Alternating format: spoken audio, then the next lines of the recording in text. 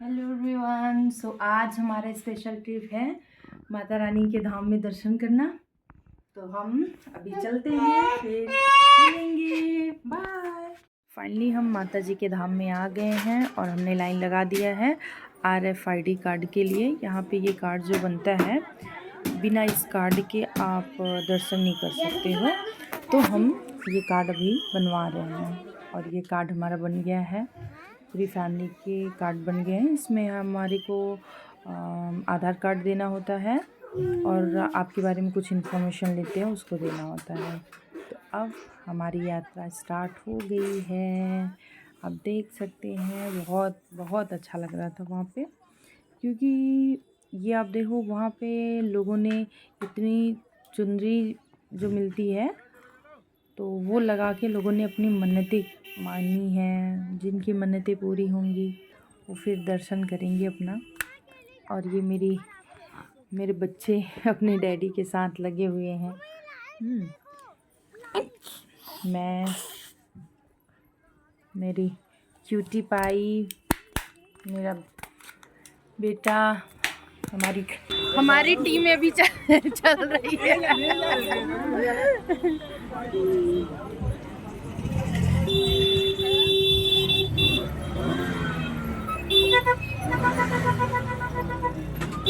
So finally हम माता रानी के द्वार के पास आ गए हैं और यहीं से माता वैष्णो देवी का धाम दिखने लगा है और यहीं से यात्रा स्टार्ट हो जाती है हमारी जर्नी। तो आप देख सकते हैं कितना अच्छा नज़ारा है और रात के टाइम तो मतलब बहुत बहुत ही ज़्यादा सुंदर लगता है, एकदम मन खुश हो जाएगा। तो यहाँ से हमारी जर्नी स्टार्ट है। ये स्टार्टिंग पॉइंट है। अभी तो चढ़ाई काफ़ी है और ये शुरुआत है। हम भी चढ़ना स्टार्ट कर दिए हैं। ये वहाँ पे देखिए माता रानी के ऐसे झांकी बनाए हुए होते हैं वहाँ पे फ़ोटोग्राफी के लिए। बहुत मतलब बहुत ही अच्छा आपको लगेगा और ऑब्वियसली वहाँ पे एक फ़ोटो तो करवा ही लेना चाहिए। और उसके बाद हमने ये थोड़ा सा खाया, कुछ हल्का फुल्का, और बुग्गू भी हमारी पसंद की खाना। ये वहाँ पे लंगर लगा हुआ था, तो पहले तो हमने सोचा कि लंगर का प्रसाद खाएं ना खाएं, फिर हमने कहा नहीं, प्रसाद हमें खाना चाहिए, तो हमने लंगर थोड़ा सा किया खाया। और ये पूरी टीम है, हम कुल मिला के करीब 10-11 लोग थे साथ में। तो बहुत मज़ा आया टीम के साथ। क्या है कि थोड़ा सा सफ़र करने में अच्छा लगता है। आप जब बात करते करते समय बीत जाता है, पता नहीं चलता। और वहाँ पे तो बहुत ही मतलब देखिए, वहाँ पे ये फ्लावर्स ऐसे बीच बीच पॉइंट में बने हुए होते हैं। ये सारी शॉप होती हैं। और ये इनके डैडी कैरी बैग में बुग्गू को लेके चल रहे हैं। वैसे यहाँ कैरी बैग, बच्चों को स्ट्रॉलर, ये सारी चीज़ें अवेलेबल होती हैं। और देखिए आप, ये वहाँ फ़ोटोग्राफी के लिए है। कितना बढ़िया नज़ारा, मतलब एकदम अच्छा लगता है। हमने भी फ़ोटो कराई है। तो ये ऐसे कुछ रास्ते होते हैं वहाँ पे जहाँ से चढ़ाई करनी होती है। काफ़ी टफ़ होते हैं, लेकिन कहने की बात होती है कि सब कहते हैं कि 14 किलोमीटर है, बट एक्चुअली मैं बताऊँ तो वो 14 किलोमीटर चलना ना सच में बहुत बहुत ही ज़्यादा टफ़ लगता है। स्टार्ट करोगे तो एंडिंग पॉइंट मिलता ही नहीं, ऐसा लग रहा है कि यार लंबा कितना हो गया है ये रास्ता। और जब उधर से आप रिटर्न होंगे तो भी ऐसा लगता है यार वो हम कब तक नीचे पहुंच जाएंगे। तो बहुत टफ़ होता है, क्योंकि माता रानी पहाड़ों पे अपना बसेरा बनाई हैं और माता रानी का दर्शन करना होगा, तो थोड़ा स्ट्रगल तो करना ही होगा। बट भाई मतलब देख के ना वहाँ पे एक होती है ना, हिम्मत मिलती है।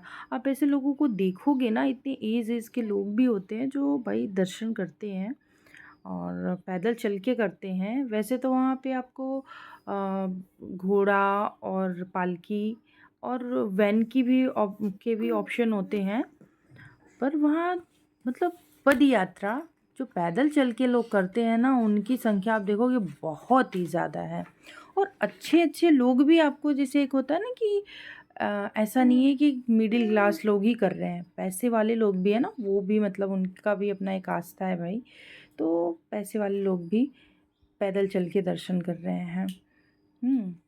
और आप देखिए ये नाइट का व्यू है, वहाँ वहाँ से सिटी कुछ इस टाइप में दिखती है। वैसे तो अच्छे से आ नहीं पाई है, पर सच में बहुत मतलब वहाँ पे आप जाओगे उसके बाद लगता है हम कहाँ आ गए, मतलब इतना खूबसूरत नज़ारा, मतलब एकदम ना मन खुश हो जाता है। और चलते चलते थोड़ा लोग आगे पीछे भी हो जाते हैं। तो वैसे तो हम हमारे पास यहाँ के का ही सिम है जम्मू का, तो इसलिए हमारे लिए तो ज़्यादा मुश्किल नहीं था, क्योंकि फिर हम एक दूसरे से कांटेक्ट कर लिए। वैसे मैं बताऊँ यहाँ पे प्रीपेड सिम जो हैं वो नहीं चलते हैं जम्मू कश्मीर स्टेट में। आप किसी भी स्टेट से आ रहे हो JNK में, तो आपको मतलब पोस्टपेड जैसे आपका सिम है फिर तो यहाँ पे चलेगा, और अगर प्रीपेड है तो नहीं चलेगा। तो यहाँ आने के बाद लोगों को न्यू सिम लेना होता है। तो अगर आपने सिम ले लिया फिर तो ठीक है, अगर नहीं सिम लिया तो फिर दिक्कत हो जाती है कि अगर आप वहाँ कहीं भी किसी से मतलब आगे पीछे हो गए तो कांटेक्ट करना बड़ा मुश्किल हो जाता है। तो उनके लिए स्ट्रॉलर लेना पड़ा, और मेरी बुग्गू ने भी स्ट्रॉलर का खूब अच्छे से एंजॉय किया।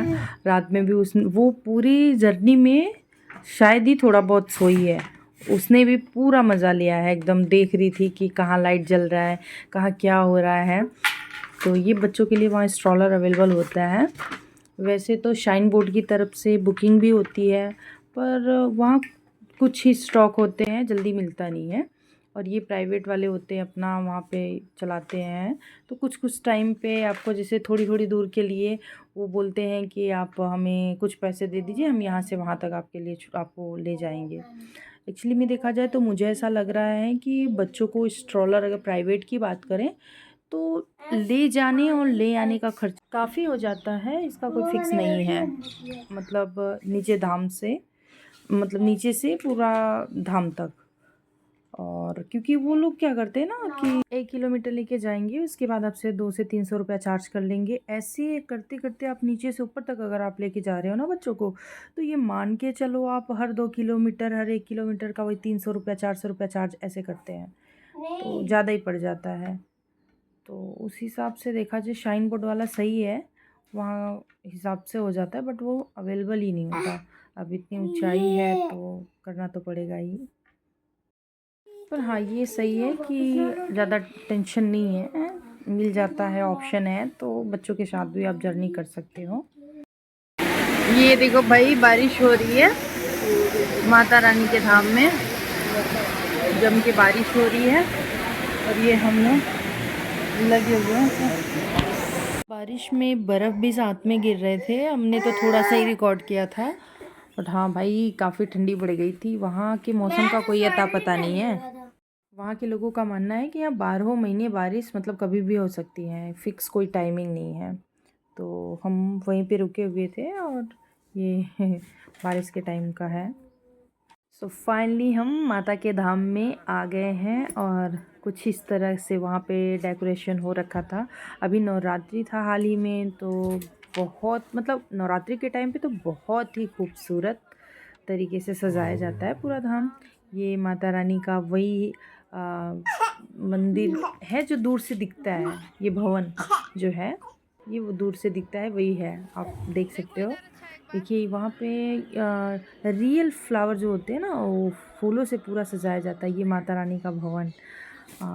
यहाँ इस भवन में काफ़ी कुछ चीज़ें हैं माता रानी का, तो ये भवन के नाम से जाना जाता है। बाकी माता रानी इसी भवन में एकदम ऊपर साइड में है। ये जितना दिखता है ये सारी चीज़ें, इसमें बहुत सी चीज़ें हैं, ऐसा नहीं है कि सिर्फ माता रानी का धाम मंदिर है। मंदिर तो बहुत ऊपर के पॉइंट पे है। बाकी यहाँ पे रहने के लिए भवन बनाया हुआ है। बाकी बहुत सी चीज़ें हैं। ये आप देखिए कुछ इस तरीके से डेकोरेट किया गया है फ्लावर का। तो अब हम फाइनली बच्चों को देखो शॉल लगा के चल रहे हैं। तो फाइनली हम पहुंच गए हैं और कुछ रात का व्यूज़ इस टाइप में है। बहुत मतलब बहुत ही सुंदर लगता है रात में। अगर आप पहुंचोगे तो एक सुकून सा लगता है कि हाँ हाँ भाई सही बात है, हम इस चीज़ के लिए इधर आए हैं। मतलब बहुत अच्छा लगता है। और हमने यहाँ से थोड़ा फ़ोटो वगैरह किया और उसके बाद अब आगे बढ़ रहे हैं। सो फाइनली हम भी पहुंच गए माता के भवन के पास और माता की कृपा से अब हम भी दर्शन करेंगे उनका।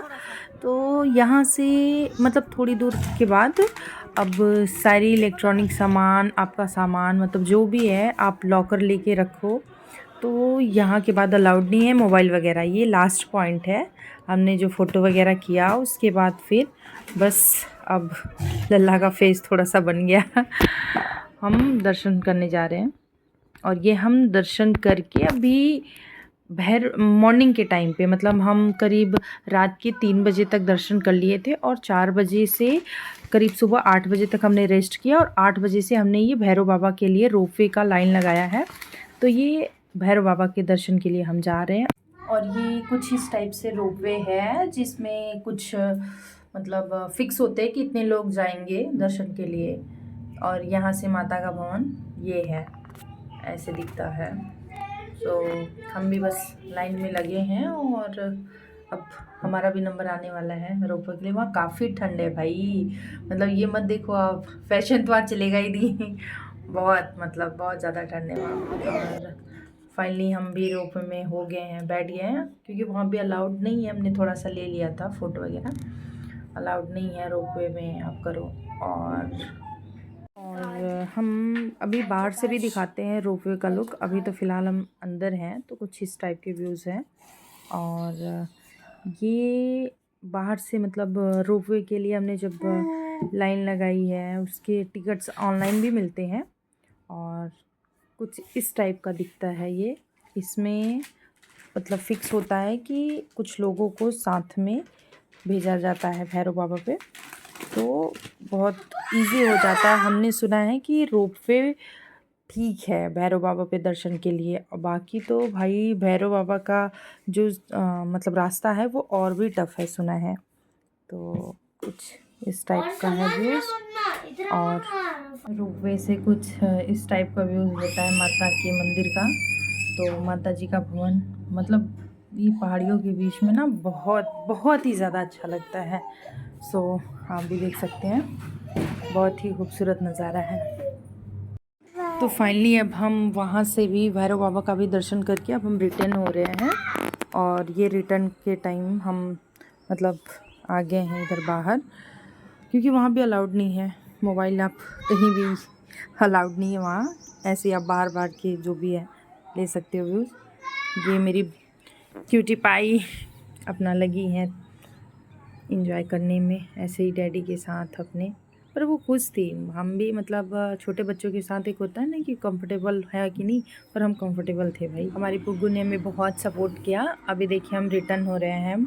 हमने माता वैष्णो देवी जी का भी दर्शन कर लिया और मतलब भैरव बाबा का भी कर लिया। अब हम वहाँ से रिटर्न हो रहे हैं। मेरी बहुत इच्छा थी कि अगर हम इधर, कभी सोचा नहीं था कि मैं फ़र्स्ट टाइम आऊँगी तो इधर जम्मू आऊँगी। तो जम्मू में मैं मतलब आई और ये मेरा सेकंड टाइम है जब मैंने माता रानी का दर्शन किया। तो मैं फ़र्स्ट टाइम पे भैरव बाबा का दर्शन नहीं कर पाई थी, बस माता रानी का दर्शन किया था। तो सब कहते हैं कि जब तक आप भैरव बाबा का दर्शन नहीं करोगे यात्रा सफल नहीं होगी। तो इसलिए मेरी बहुत इच्छा थी कि एक बार मैं फाइनली दर्शन कर सकूं, और इस बार मैं माता रानी भैरव बाबा सबका दर्शन किया और चल के किया। मुझे कमर में दिक्कत थी, मैंने बेल्ट यूज़ किया, पर मैं बहुत खुश हूँ कि माता रानी ने बहुत सपोर्ट किया। मैंने कभी नहीं सोचा था कि मतलब मैं चल के दर्शन कर पाऊँगी, पर माता रानी की कृपा से मैंने भी मतलब मेरी इच्छा थी कि मैं चल के धाम में जाके दर्शन करूँ, और फाइनली ये इच्छा माता रानी ने पूरा किया। सो मैं बहुत खुश हूँ। अपनी कृपा ऐसे ही बनाए रखना माता रानी। जय माता दी।